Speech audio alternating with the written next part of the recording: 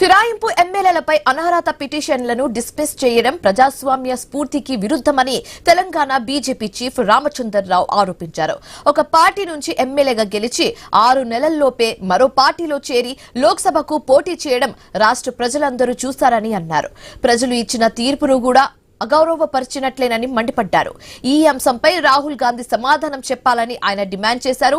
Speaker ఇచ్చిన తీర్పు రాజ్యాంగ విలువలను తుంగలో తొక్కడమే అవుతుందని చెప్పారు. ఫిరాయింపు ఎమ్మెల్యేల విషయంలో స్పీకర్ ఇచ్చిన తీర్పును బీజేపీ వ్యతిరేకిస్తుందని రామచంద్రరావు చెప్పారు.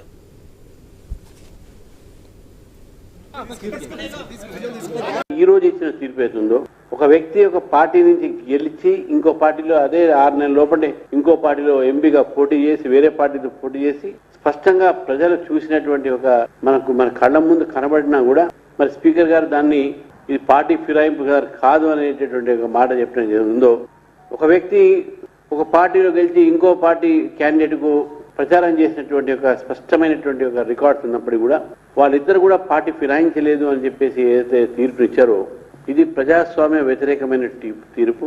ఇది ప్రజాస్వామ్యాన్ని ప్రజల ఒక తీర్పుని అగౌరవపరిచినటువంటి తీర్పు ఇది.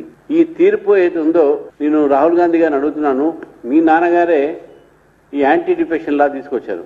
అప్పుడు 10th షెడ్యూల్లో దాన్ని యాంటీ డిఫెక్షన్